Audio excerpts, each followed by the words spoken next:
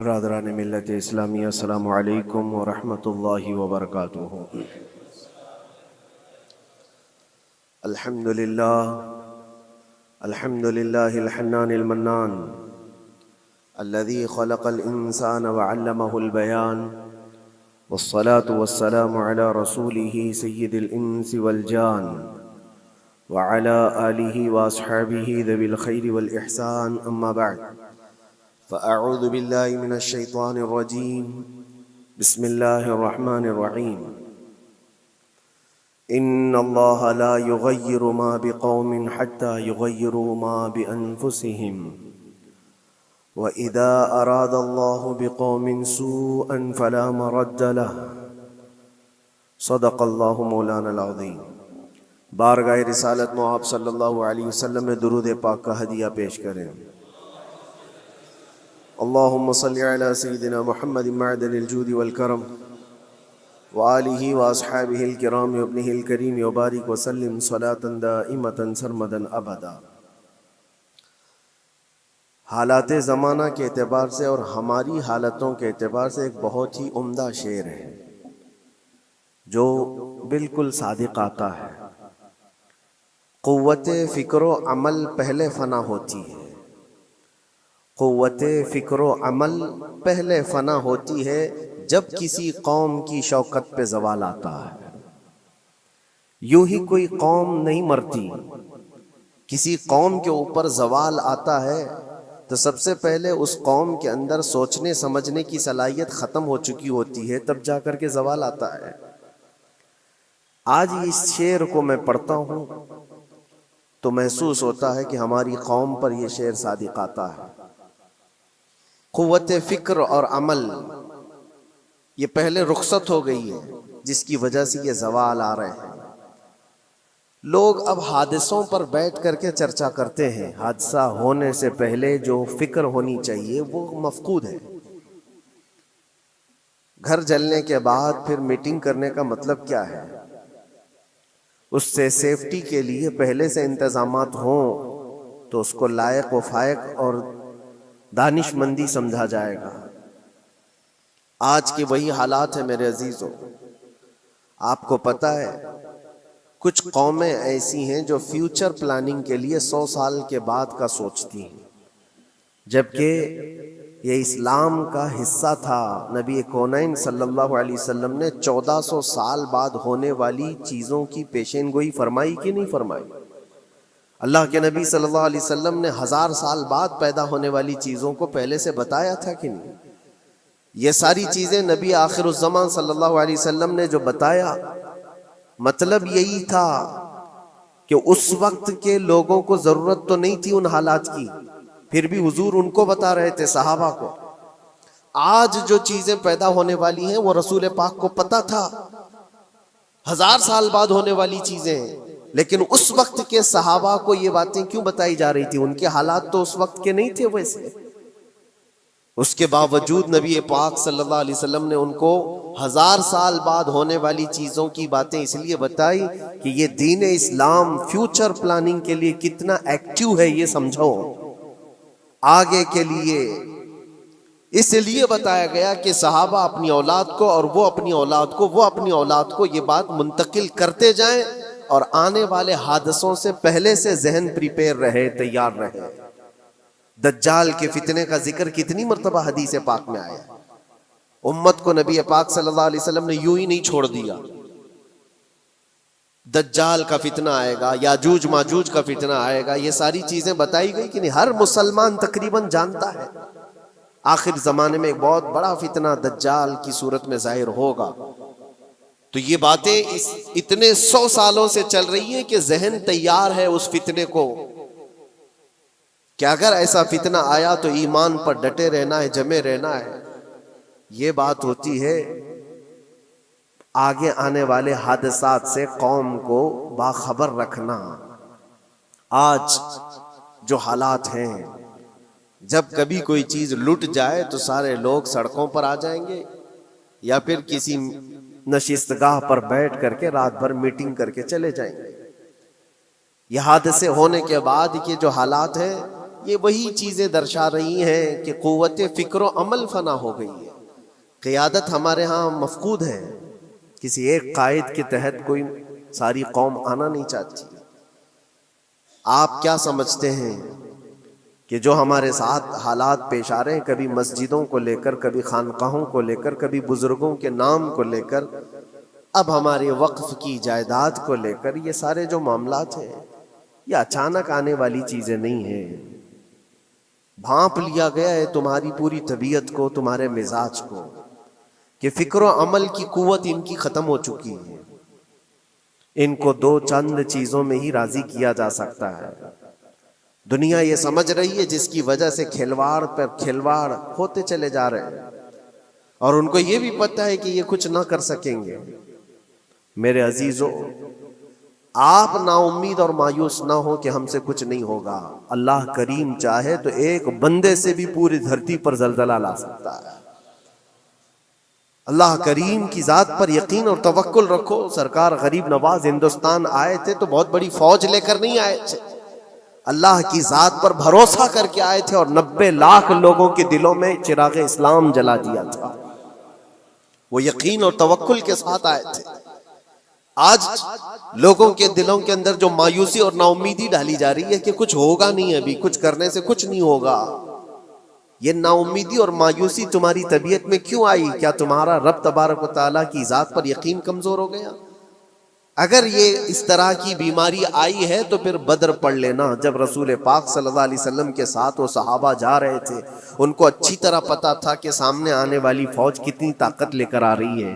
1000 لوگ آ رہے ہیں، ہاتھی گھوڑے ان کے پاس، ہتھیار اور اسباب ان کے پاس ہے، کھانے پینے کی مزے کی ساری چیزیں لے کر کے آ رہے تھے مکہ والے. اور ادھر صحابہ ننگے پیر ہیں، 313 کے پاس 4 گھوڑے ہیں، پیدل چلے آ رہے ہیں. چھاؤں لینے کے لیے کوئی جگہ تک نہیں ہے ان کے پاس. ایک کھجور کسی کے پاس ہو تو 10 لوگ اس پر اکتفا کر لیں. فاقے پر فاقہ کرنے والے وہ صحابہ، لیکن انہوں نے یہ نہیں کہا کہ اللہ کے نبی صلی اللہ تعالی علیہ وسلم سے کہ ہمارے پاس اسباب کی کمی ہے، ہتھیار کی کمی ہے، کچھ نہیں ہمارے پاس، سواری نہیں ہے. بغیر سواری کے 180 کلومیٹر مدینے سے چل کر کے وہ بدر پہنچے تھے، بدر تک پہنچے تھے. اور اس وقت اپنی ساری محنتیں، اپنی ساری قوتیں انہوں نے زمین پر لا کر رکھ دی. پھر بدر کے میدان میں جب پہنچے تب اللہ کریم کی بارگاہ میں دعا کیا تھا میرے مصطفیٰ نے، اے اللہ اگر اس نہتی قوم کو تو نے فتح نہیں دی تو پھر قیامت تک اس روئے زمین پر سجدہ کرنے والا کوئی نہیں ہوگا. یہ محبوبانہ انداز تھا میرے مصطفیٰ کا. وہ دعا مدینے میں بیٹھ کر کے بھی تو کر سکتے تھے. 180 کلومیٹر دور اتنی مصیبت میں دھوپ میں چل کر کے جانے کی کیا بات تھی؟ ننگے پیر صحابہ گئے ہیں، فاقے پر فاقہ کیے ہوئے. وہ مدینے میں بیٹھ کر دعا کرتے تو کیا رحمت للعالمین کی دعا قبول نہیں ہوتی؟ لیکن مصطفیٰ کریم صلی اللہ علیہ وسلم نے یہ مزاج دیا ہے، پہلے فکر و عمل میدان میں لاؤ پھر دعا کرو، اللہ کی مدد آتی ہے. یہاں ہم بیٹھ کر کے یہیں سے دعا کرتے ہیں، کچھ کرنا نہیں ہے، بدلنا نہیں ہے، اور فکر و عمل کو لانا نہیں ہے، تو پھر صرف یہاں بیٹھ کر کے دعا کرنا. یہ تو میرے عزیزوں عورتوں کو اس سے ذمہ داری دی گئی ہے کہ تم میدان عمل میں آ نہیں سکتی، تم اپنے گھروں سے دعا کرو اپنے بھائیوں کے لیے. لیکن یہ کام تو اب سارے مردوں نے بھی لے لیا ہے. بہرحال قوت فکر و عمل پہلے فنا ہو جاتی ہے جب کسی قوم کی شوکت پہ زوال آتا ہے. آج یہ جو سارے معاملات ہم دیکھ رہے ہیں، اس کی ایک خاص وجہ میں آپ کو بتانا چاہتا ہوں. آج سے تقریباً 8-9 سال پہلے میرا ایک بیان بھی ریکارڈ موجود ہے، کافی دنوں تک وہ چلتا رہا. میری اپنی بات نہیں تھی، سراج الامہ امام غزالی رحمۃ اللہ تعالی علیہ انہوں نے لکھا تھا کہ امت پر اگر ایک ایسا وقت آ جائے جب ان کے سامنے ان کے نبی کو گالیاں دی جا رہی ہیں اور امت کچھ نہ کرے، تو پھر وہ انتظار کرے کہ عنقریب وہ وقت بھی ان کے اوپر آنے والا ہے جب ان کی ماؤں، بیٹیوں اور سب عزتوں کو بازار میں نیلام کیا جائے گا اور یہ کچھ نہیں کر سکیں گے. وہ دن آ جائیں گے. بیسک وجہ وہاں سے شروع ہوئی کہ لوگ اپنے عیش و عشرت میں کچھ کمی نہ کر سکے، بارگاہ مصطفیٰ صلی اللہ علیہ وسلم کی گستاخیاں کھلے عام ہوتی رہیں، اور اس پر ہم لوگ جس طرح کے حالات دیکھتے رہے۔ بہت سارے لوگ تو مجھ کو یہ کہتے تھے، مجھ سے یہ کہتے تھے، کیا ضرورت ہے آپ کو بولنے کی، حالات دیکھ نہیں رہے آپ؟ ظالمو، تم کو اگر کوئی چھوٹی سی ماں کی گالی دے دے تو تم بپھر جاتے ہو اور اس کے اوپر آسمان توڑنے کی بات کرتے ہو، اور ہم اپنے نبی پاک صلی اللہ علیہ وسلم سے کروڑوں ماؤں سے زیادہ محبت کرتے ہیں۔ اس رسول پاک صلی اللہ تعالی علیہ وسلم پر کوئی بھونکتا رہے اور اس کا جواب نہ دو، تم یہ کہتے ہو مصلحت ہے، حالات ایسے ہیں یہ، تو پھر اپنا یہ لباس بدل لینا چاہیے، اپنا نام بدل دینا چاہیے۔ پھر اس دائرہ اسلام میں رہ کر کے مطلب کیا ہے؟ اسی لیے اقبال نے 100 سال پہلے ایک مزاج دیا تھا، ایمان ہے کیا چیز، اسلام ہے کیا چیز؟ تم کیا سمجھتے ہو داڑھی ٹوپی اور جبے کبے کا نام اسلام ہے؟ اسلام کیا ہے؟ اقبال نے کہا تھا کہ بارگاہ مصطفیٰ صلی اللہ تعالی علیہ وسلم کے قدموں تک اپنے آپ کو پہنچا دو، یہی دین ہے، یہی دین ہے۔ گر بہو نہ رسیدی تمام ابو لہبیست، اور اگر تم وہاں تک نہیں پہنچ سکے تو زندگی ابو لہب کی طرح۔ دین یہ ہے، آبرو ماں زنام مصطفیٰ است، ہم سب کی عزت و آبرو حضور کے نام سے جڑی ہوئی ہے، ان کے نام سے جڑی ہوئی ہے ہماری عزت و آبرو، اور تم اس نام کی حفاظت نہیں کر سکو گے تو آگے یہ سب چیزیں آنے والی ہیں جو آ رہی ہیں۔ آج لوگ آج واویلا مچا رہے ہیں، یہ بات یاد رکھنا، شیطان کبھی فجر کی نماز کے لیے اٹھا نہیں سکتا، اور اگر اٹھا رہا ہے تو پھر اس کا کوئی مقصد ہے۔ شیطان اور نماز، آج سختہ ان کے پاس ہے، طاقت ان کے پاس ہے، حکومت ان کے پاس ہے، ڈپارٹمنٹ ان کے پاس ہے، سب کچھ، جوڈیشری، ہر چیز ان کے پاس ہو، وہ کیا کر رہے ہیں اس سے مجھے مطلب نہیں۔ میں آپ سے یہ پوچھنا چاہتا ہوں، مجھے رہزنوں سے غرض نہیں، تیری رہبری کا سوال ہے۔ تم خیر امت ہو، رسول پاک کی امت میں ہو، تمہاری بھومکا جس کو کہا جاتا ہے، تمہاری یہاں پر زندگی کے معاملات یہ بہت زیادہ اہمیت کے حامل ہیں۔ تم کیسے بن سکتے ہو آج؟ اسی لیے قرآن پاک کی آیت میں نے شروع میں تلاوت کی، رب ذوالجلال فرماتا ہے ان اللہ لا یغیر ما بقوم حتی یغیروا ما بانفسہم، بے شک اللہ تعالیٰ اس وقت تک کسی قوم کی حالت نہیں بدلتا جب تک وہ قوم خود اپنی حالت بدلنے کی کوشش نہیں کرتی۔ جب تک اپنی حالت بدلنا نہیں چاہتے اس وقت تک اللہ تبارک و تعالیٰ نہیں بدلے گا۔ وَإِذَا أَرَادَ اللَّهُ بِقَوْمٍ سُوءًا فَلَا مَرَدَّ لَهُ، اور اللہ تعالیٰ کا یہ جلال بھرا ارشاد تو سنو، یہ 13ویں پارے کی سورہ رعد کی آیت ہے۔ اللہ کریم فرماتا ہے، اور جب اللہ کسی قوم کے ساتھ سختی کا معاملہ کرنا چاہے، پکڑ کرنا چاہے، تو پھر کوئی طاقت اس کو ٹال نہیں سکے گی۔ رب تبارک و تعالیٰ جب کسی قوم پر عذاب لانا چاہے تو کوئی اس کو ٹال نہیں سکے گا، تو بدلو۔ اسی لیے اکثر یہ کہا جاتا، میں تو اپنی تقریروں میں جو چند مجھے چیزیں یاد رہتی ہیں وہ عرض کیے دیتا ہوں، باقی مجھے شعر و شاعری زیادہ یاد نہیں رہتی، لیکن جو دل پہ لگتی ہیں باتیں وہ ذہن میں محفوظ ہو جاتی ہیں۔ کسی شاعر نے کہا تھا، جگہ جگہ کے تھک چکے ہیں تمہیں یہ ہنگامے، نشاط لذت خواب گراں بدل ڈالو۔ کیا مطلب ہے؟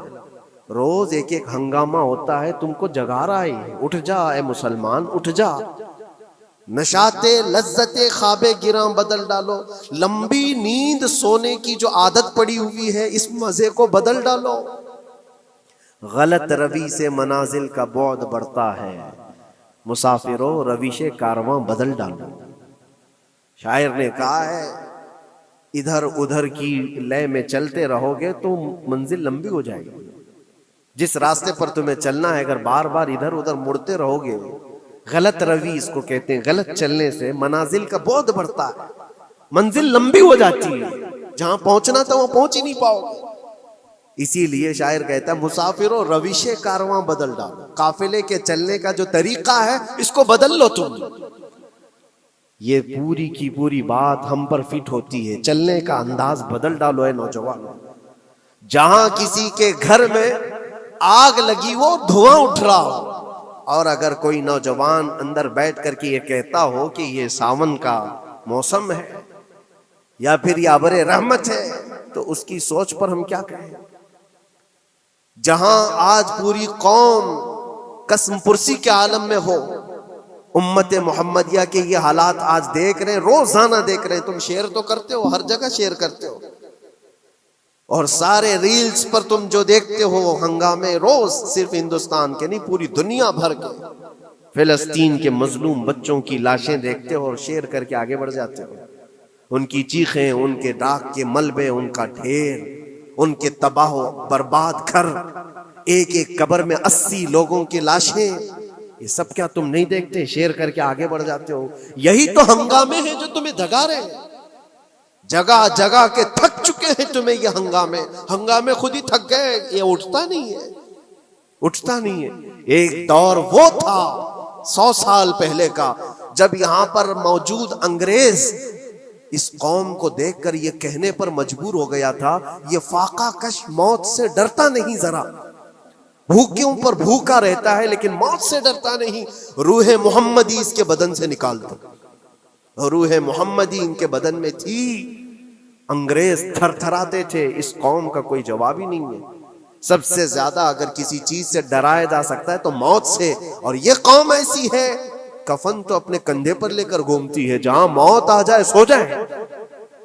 یہ فاقہ کش موت سے ڈرتا نہیں ذرا. روح محمدی اس کے بدن سے نکال دو. یہ کس کی بات تھی؟ انگریزوں کی بات تھی. اور آج حالات بدل گئے. سارا کا سارا زمانہ تم پر آج بھوکے بھیڑیا کی طرح جھپٹ پڑا ہوا ہے. اور ان حالات میں آپ سے سوال کرتا ہوں، ایک طرف تیز آندھیاں چل رہی ہیں، ایک طرف گھر کے اندر آگ لگی ہوئی، ایک طرف بھوک اور پیاس کی شدت ستا رہی ہے، ایک طرف تمہارے بھائی بہنوں کی بیماریاں ستا رہی ہیں. جب اتنے سارے معاملات ہو تو اے نوجوانوں بتاؤ تم کیا کرو گے اس وقت؟ رات بھر بیٹھ کر گیم کھیلو گے؟ کیا یہ گیم کھیلنے کا وقت ہے؟ اس نوجوان پر کیا یہ افسوس نہیں ہوتا کہ اس کے پوری امت کے حالات ایسے ہیں کہ بچوں کی چیخیں نکل رہی ہیں اور اس کو پبجی سے فرصت نہیں ہے، ریل بنانے سے فرصت نہیں ہے، یہ مجرے کرتا ہوا گھوم رہا ہے. مسجدیں ویران کیوں ہیں؟ خالی کیوں ہیں؟ تم نے مسجدوں کو ویران رکھا تو مسجدیں تباہ ہونے شروع ہو گئیں، دوسروں کی نظر ہونے لگ گئیں اور اس پر لوگوں کی غلط نظریں پڑنے لگ گئیں. آ جاؤ اے مسلمانوں میرے مصطفیٰ کریم صلی اللہ تعالی علیہ وسلم کی ہدایات پر. ایک بات چیلنج کے ساتھ کہتا ہوں، تمہارا نام اگر نبی پاک صلی اللہ علیہ وسلم کے نام سے جڑا ہے تو یہ چیلنج کے ساتھ میں کہتا ہوں، اس رہتی دنیا میں تمہیں پوری طاقتیں مل کر وہ عزت نہیں دے سکتی جو میرے مصطفیٰ کے قدموں کی وابستگی دے گی. کوئی تمہیں عزت نہیں دے سکتا. تمہیں وہیں آنا پڑے گا، اسی پوائنٹ پر آنا پڑے گا جہاں پہنچ کر کے خالد بن ولید نے عزت پائی تھی. اسی نقطے پر آ کر جمع ہو جاؤ جہاں عمر پہنچے تھے تو فاروق اعظم بن گئے تھے. اسی نقطے پر آ جاؤ جہاں علی پہنچے تھے تو حیدر کرار بنے تھے. ہر ایک کو عزت اسی بارگاہ سے ملی ہے. اور جو کچھ بھی معاملات ہو رہے ہیں اس کی ایک وجہ یہی ہے، ناموس رسالت پر تم نے ہلکے پن کا اظہار کیا تو پھر ہمارے سارے مسئلے داؤ پہ لگ جائیں گے. سارے مسئلے. یہ تو وقف ہے. ابھی دیکھو آگے کل تمہاری اذانیں نشانے پر ہیں، تمہاری جماعت کی نمازیں نشانے پر ہیں، تمہاری مسجدیں بھی نشانے پر ہیں کہ تم اپنے گھروں پر بھی جمعہ پڑھ سکتے ہو، چھتوں پر بھی نمازیں پڑھ سکتے ہو. یہ سب معاملات آئیں گے. برقع، حجاب، ٹوپی، داڑھی ویسے ہی چل چکے ہیں مسئلے. ہر چیز نشانے پر ہے. ارے تمہارے کھانے بھی نشانے پر ہے، تم کیا کھاؤ گے کیا بچاؤ گے یہ بھی نشانے پر ہے. یہ سارے مسائل صرف اسی بنیاد پر ہے. قوت فکر و عمل پہلے فنا ہوتی ہے جب کسی قوم کی شوکت پہ زوال آتا ہے. اور یہ ایک بات یہ بھی میں بتا دوں، اقبال نے سچ کہا تھا، ان کے جو ہم غلام تھے خلق کے پیشوا رہے، ان سے پھرے جہاں پھرا پھر آئی کمی وقار. جو کچھ بھی ہوا ہے ہماری عزت و وقار میں کمی کا مسئلہ ان سے پھر جانے کی وجہ سے، نبی پاک سے تم دور ہوئے، یہ عزتوں اور وقاروں میں کمی ہے۔ عجیب سی بات نہیں ہے، یہ دوغلا پن نہیں ہے۔ میں ان نوجوانوں سے پوچھتا ہوں، نبی پاک صلی اللہ علیہ وسلم سے سچی محبت کا اظہار کرتے ہو، حضور سے اپنی جان سے زیادہ محبت کی بات کرتے ہو، لیکن جب ان کے اخلاق کی بات کی جائے تو تمہیں اخلاق ان کے پسند نہیں ہے؟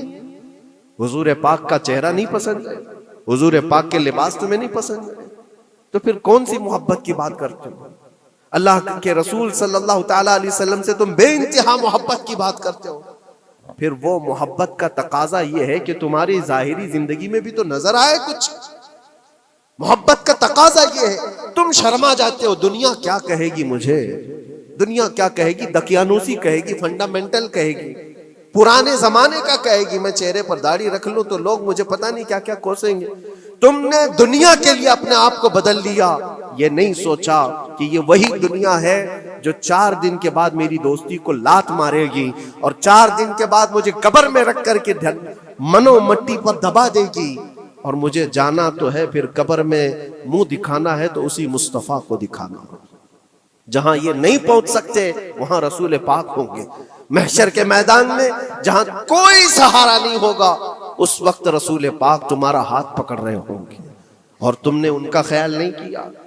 آ جاؤ اسی نقطے پر، اسی پوائنٹ پر جہاں ہماری کامیابی مضمر ہے۔ میں صرف اور صرف اپنے بیانوں میں یہی چیز عرض کرنا چاہتا ہوں، صرف اتنا چاہتا ہوں، اے نوجوانوں، جس کے نام سے تم آباد ہو اس نام کے ساتھ صحیح معنوں میں جڑ جاؤ، کیونکہ قرآن کا وعدہ ہے وَلَا تَهِنُوا وَلَا تَحْزَنُوا وَأَنْتُمُ الْأَعْلَوْنَ إِن كُنتُم مُؤْمِنِينَ۔ گھبراؤ مت، پریشان مت ہو، تم سب سے زیادہ بلند رہو گے۔ اگر اللہ نے فرمایا ہے تو یہ 100% حق ہے۔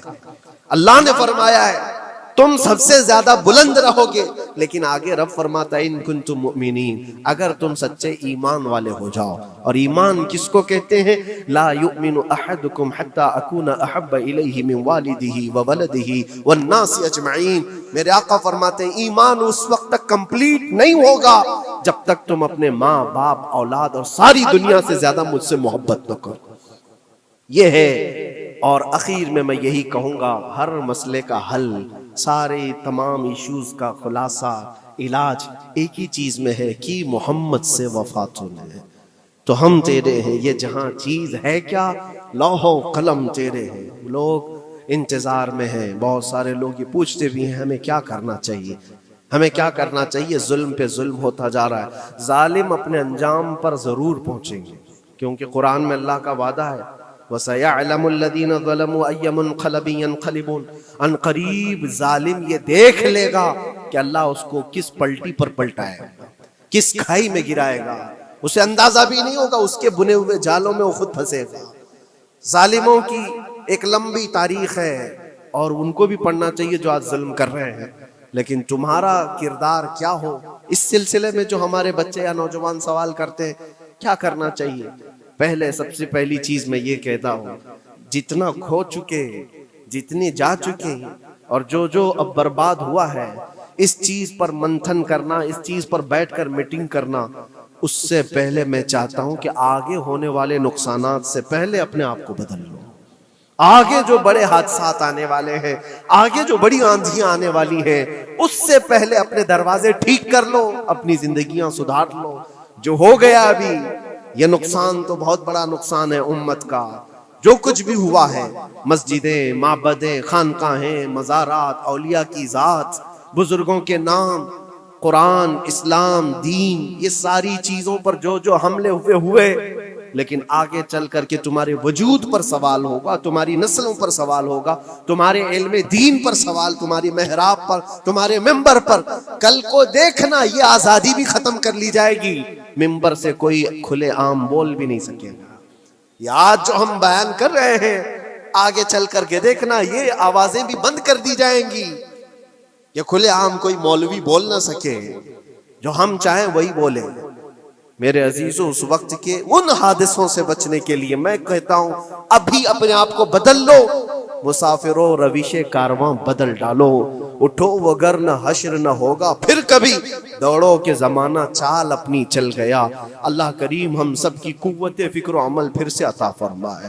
رب تبارک و تعالی ہمیں اتحاد و اتفاق نصیب فرمائے۔ رب تبارک و تعالی دامن مصطفیٰ میں سارے مسلمانوں کو جمع ہونے کی توفیق عطا فرمائے۔ گنبد خضرا کی چھاؤں میں مولا ہمیں عزت و وقار عطا فرمائے۔ رب تبارک و تعالی ظالموں کو جلد ان کے ٹھکانے پر پہنچا دے۔